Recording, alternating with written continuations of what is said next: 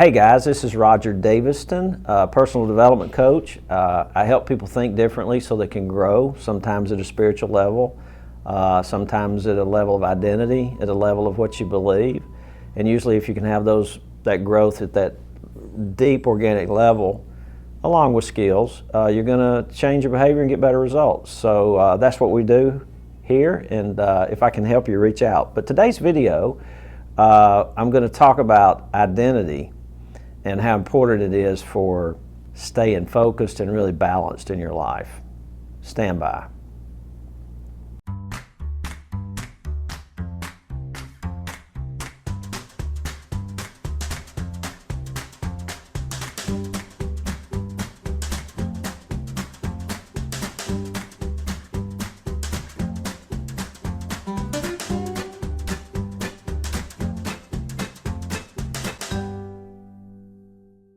One of the essential elements in boundaries is defining who you are and who you are not.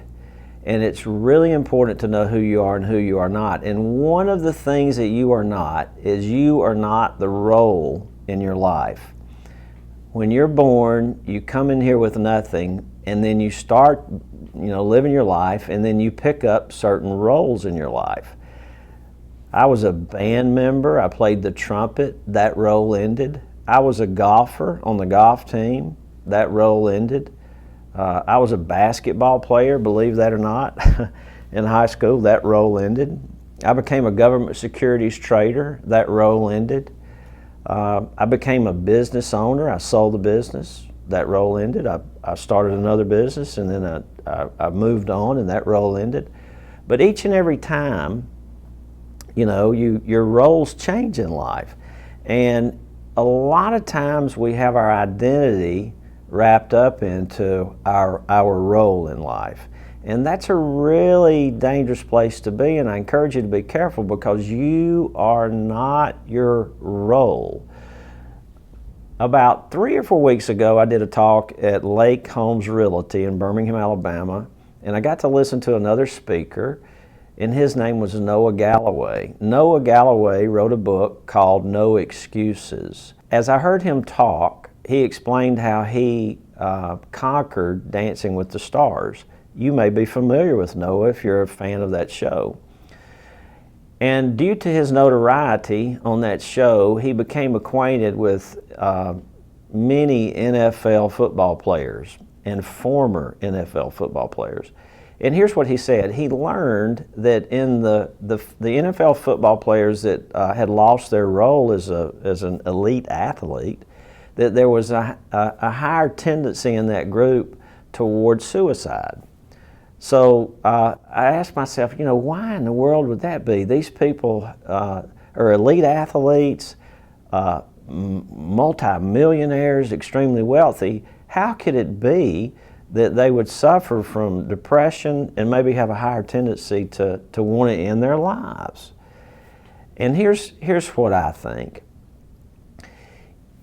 If you don't have your identity wrapped up into your purpose or your calling in life, identity is really a spiritual question. It's real close to growing spiritually. You have these spiritual issues in your life, and then, what are you born to do? What's your purpose? And you can live your purpose through different roles in your life, and as those roles change, your purpose doesn't change. And if your role changes and you lose your role in life, you won't have any root unless you're rooted and established in why you were born. So connect with, why were you born? Why are you here? What are you supposed to do? What are you supposed to accomplish? And that's a spiritual question. You got to ask your Creator what that is. And this happened to me. I lost everything in my life that I could stand on. I lost my family. I lost my money. I lost my health. I lost my business. Well, I didn't lose my business. I sold it. But through some really difficult times in my life, through divorce and other things, I wound up to a place where the only thing I had was my purpose. That's all I had. And if I hadn't had that, I'd have been in a really bad place.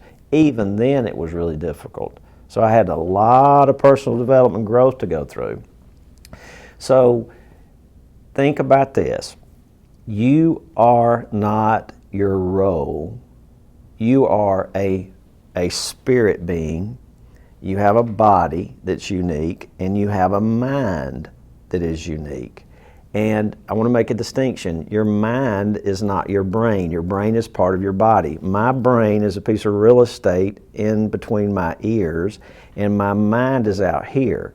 And as I think about things, which is really a spiritual connection, it's kind of a spiritual thing too. The mind's out here, and I began to think about things, and it actually, neuroscientists tell you that it builds these things on your brain. They can see them, called dendrites. And the more you give something your attention and speak about it, those dendrites grow. And as they get really large and you think about something and do something for 63 days or so, you begin to form a habit. So you have memories that are dendrites, and they get really big, and you begin to form these habits. So that's who you are. You're your body and your soul. And your soul is three things. It's your mind, which is out here, it's your will, and it's your emotions. And your responsibility in this life is to grow personally.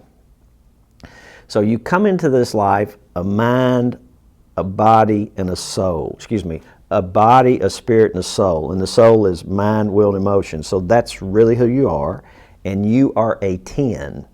However, that doesn't mean that you can't grow. So it's your responsibility to grow. So how much should you grow? You should grow as much as you can. So you grow and become more.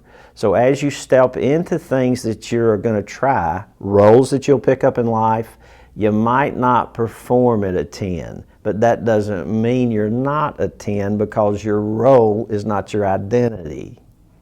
Your role is something that you picked up.